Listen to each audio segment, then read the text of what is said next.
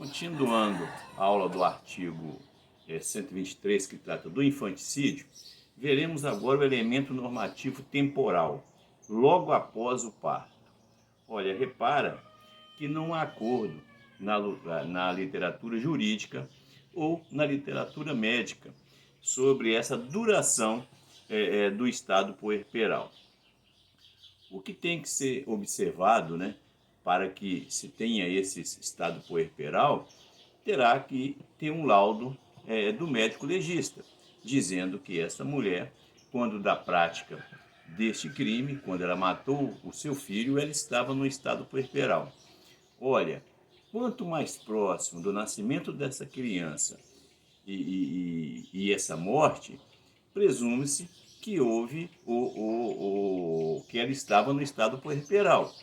Caso a acusação não concorde com isso, é ele que terá que contestar o laudo e para se buscar novas provas. E, ao contrário, ocorre com a defesa, né? Quanto mais tempo para passar da morte desta criança e o tempo que foi do nascimento dessa criança com o tempo da morte, será a defesa que terá que buscar essa situação para provar que essa mãe estava no estado puerperal. Elemento subjetivo do tipo, olha, o infanticídio, vocês reparam que não se pune a forma culposa. Dos crimes contra a vida, o único que pune a forma culposa é o homicídio, lá no artigo 121, parágrafo 3º. No infanticídio, até como no aborto também, que veremos daqui a pouco, não se pune a forma culposa. A gente tem na doutrina alguns querendo defender a situação do infanticídio culposo, mas não é possível, porque não está previsto em lei.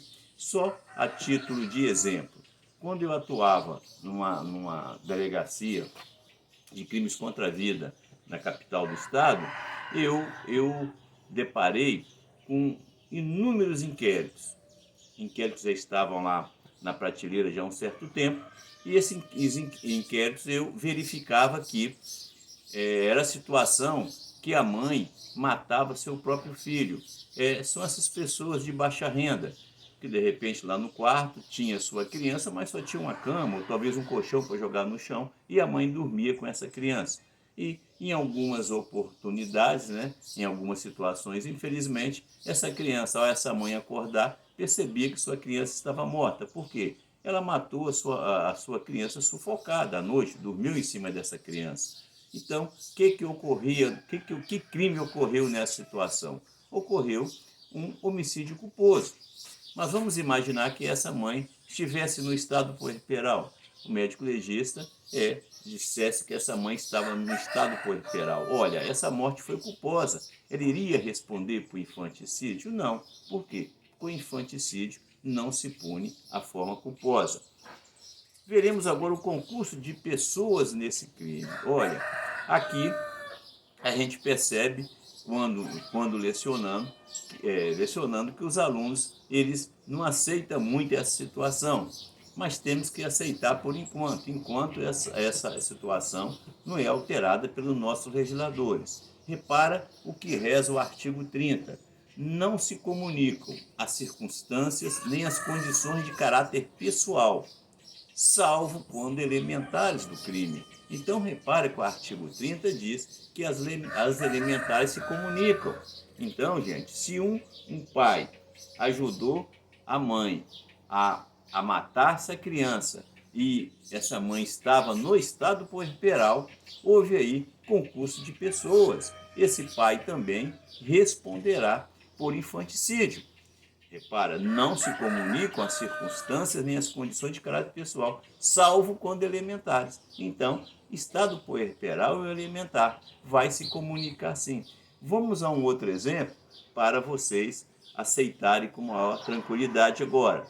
Lá no crime de peculato, olha, o funcionário ser funcionário público é elementar do crime de peculato, lá no artigo 312. Repara que o artigo 312, parágrafo 1º, trata do peculato furto. Então vamos imaginar que um funcionário público, ele quer, usando das facilidades que ele tem ali, naquele setor público dele, ele quer subtrair uma máquina lá que ele não consegue carregar sozinho. Ele vai e leva um companheiro para ajudá-lo nessa subtração. Repara, ambos serão coautores do crime de peculato furto, devido ao que diz o artigo 30. Não se comunicam as circunstâncias nem as condições de caráter pessoal, salvo quando elementar. Já que funcionário público é um elementar, aquela pessoa que foi ajudar esse funcionário público, ele não é funcionário público, mas vai responder pelo crime de peculato furto, devido ser funcionário público, ser uma elementar. O que precisa ser alterado é a lei. Nós já explicamos para vocês o que é circunstância. Circunstância é aquilo que fica ao lado do crime, servindo para aumentar ou diminuir a pena. E já explicamos para vocês também, conforme diz o artigo 30, que as circunstâncias subjetivas jamais se comunicam. Então, o que o legislador deveria fazer aqui? É pegar esse estado puerperal do artigo 123, melhor dizendo, eliminar esse artigo 123 e pegar esse estado puerperal, colocar como uma circunstância subjetiva lá no crime de homicídio. Exemplo, podendo criar o artigo 121, parágrafo 1º, letra A, e lá colocar a redação que está no artigo 123. Aí sim, aí não teria como esse pai que ajudou a mãe no estado puerperal matar essa criança responder por infanticídio. Por quê? Porque se estivesse lá no artigo 121, parágrafo 1º, letra A, seriam as circunstâncias subjetivas. E nós sabemos que circunstâncias subjetivas jamais se comunicam. Então, se estivesse lá no parágrafo 1º do artigo 121, letra A, esse pai responderia por homicídio, enquanto a mãe, no estado puerperal, também responderia por homicídio, mas teria a seu favor esta minorante, que estaria ali no parágrafo 1º, alineado ao artigo 121. Veremos agora a classificação desse crime. Trata-se de crime de forma livre, quer dizer, a forma que a pessoa, que a mãe escolher para matar. Pode matar sufocado, pode matar esganado, pode matar usando uma faca, a forma é livre. É um crime próprio. Por que é um crime próprio? Porque, como diz o artigo, matar o próprio filho. Quer dizer, o crime, quando é próprio, é porque exige uma qualidade do sujeito ativo. Qual é a qualidade aqui? Ser mãe. É um crime material. Crime material é aquele crime que exige o resultado naturalístico, quer dizer, a morte desta criança. Instantâneo de efeitos permanentes. Um crime instantâneo é aquele que se consuma de imediato, na hora que essa mãe matar essa criança. Mas os efeitos são permanentes deste crime. É um crime unissubjetivo.